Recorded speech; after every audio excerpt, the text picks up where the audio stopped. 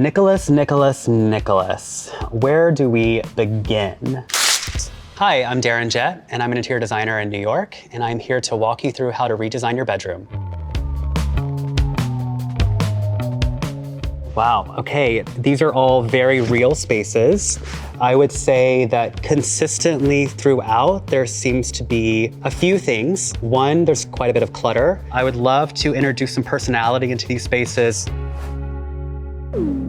So this is Amy. Amy is a New Yorker. She likes collaging, art projects, going dancing, comedy. She's a Pisces, but only cries at animal videos. I'm really getting that in these two images right here. Issues with her current setup. The only space for her bed is in front of the window. She wants a vanity, and she cannot really get that in her current setup. She has a pretty small room, as you can see. How do we get Amy to have everything that she wants in this small space? I have had a room like this for so long in New York, I get it. You know, you walk into the room, the door like kind of opens up into the space, and suddenly like you're in it. You know, it feels like a closet. What I would tell Amy is to reorientate the bed. Right now it takes up pretty much the whole room. You walk in and you sort of have like a hallway that leads to kind of nowhere. If she were to take the bed and just reposition it to be underneath the window, she would have a lot more space to have a table next to her bed. We learned that the space is actually a one-bedroom apartment. Take the door out, take it out. I think that the door is actually not necessary. It takes up so much floor area when it opens and closes. By reorientating the bed and eliminating the door completely, we don't have that issue whatsoever. Amy needs drama. She clearly loves the sort of maximalist vibe going on, and I really want her to push it. I really feel like there's something inside of her that is just dying to come out. If Amy wants to go pink for this right here, let's do the whole thing in that. I'm talking pink curtains on all four walls, covering up all the doors, covering up the window, you know, like letting it sort of drape on either side. You can still see in or still see out. Functionally, whenever you add curtains, whenever you add drapery, whenever you add fabric in a bedroom, it really just softens it up. Your vanity is gonna act like your bedside table. Okay, you're gonna have a lamp on it. And then we can have some floating shelves above that come out. She can have a beautiful stool. Maybe it has some fringe on the edge. Inside of her sort of bed cocoon, I think what would be really cool is putting the sconces on the wall with a cord behind, and it just sort of peeks out through the curtain. So she can have this be a whole like zone for herself. Okay, this I love. This I love for Amy. And again, you know, she has all of this pink happening up here. So we go with something that's much more saturated, you know, like this is kind of like a Gucci pink here. Maybe we do something like a Valentino pink right here, and we just kind of like do a little bit of a contrast that would really pick up on all of the softness that we're doing inside the bed zone. I'm obsessed with this, Amy. That is Amy's new upgraded canopy bed. So this is Cynthia. She's radiating personality here. I really wanna like hang out with her.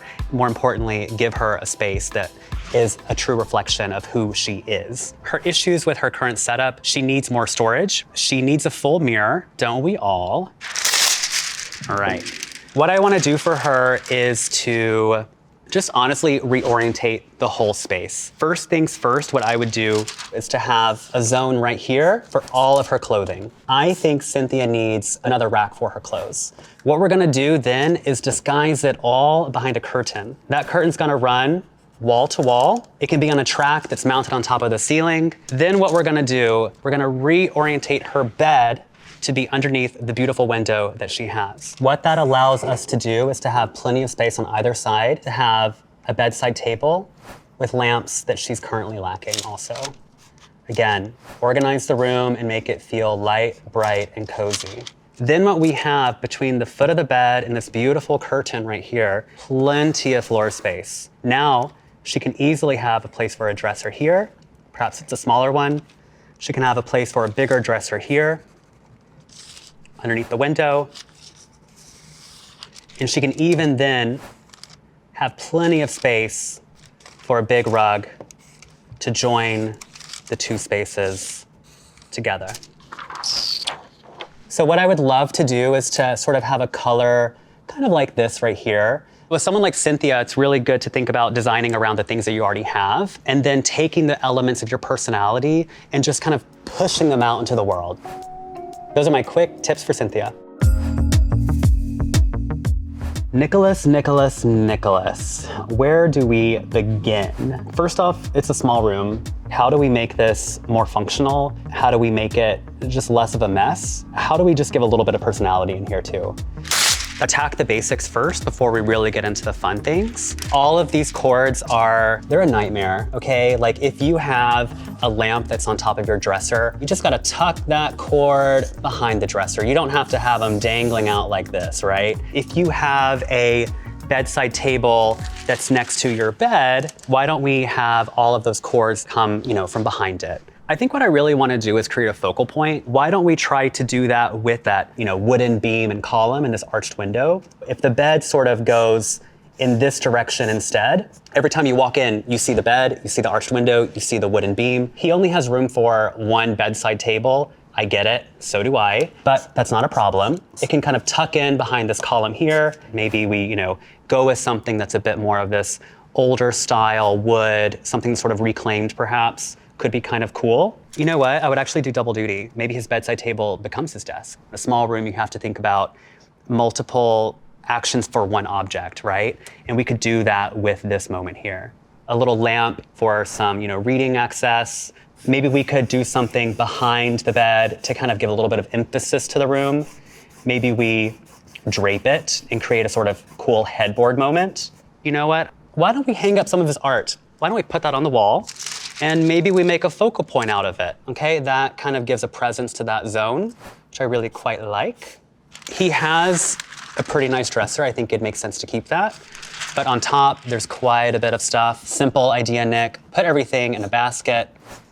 Keep your life simple and organized. Key to a small space. Let's talk about the rug.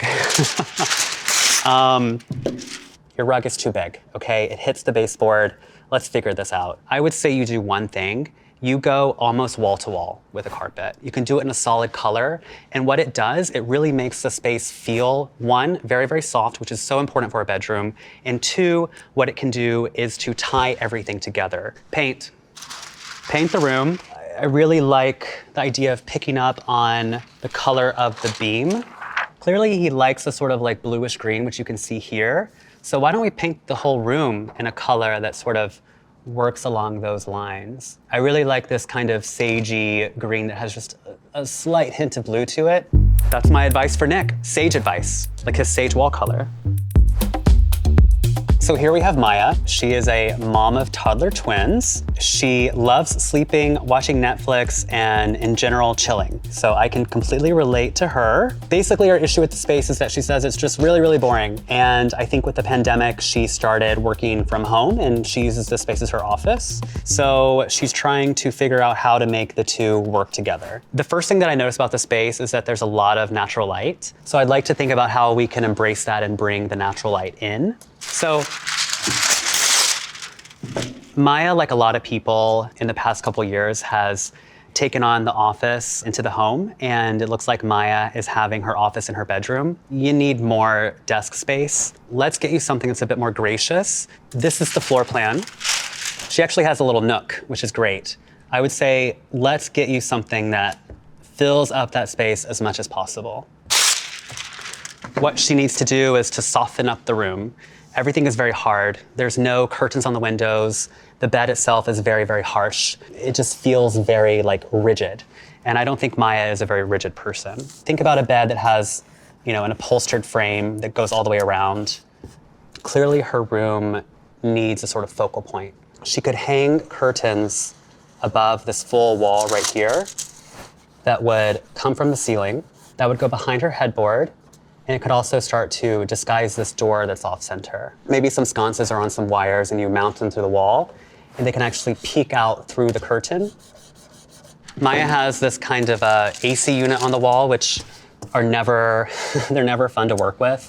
What I would first suggest to her is to, we can kind of build out a sort of box around that to disguise it, paint it the same color as everything else. Maybe we do some simple roller shades in the windows that are soft that just fill up the inside of the frame.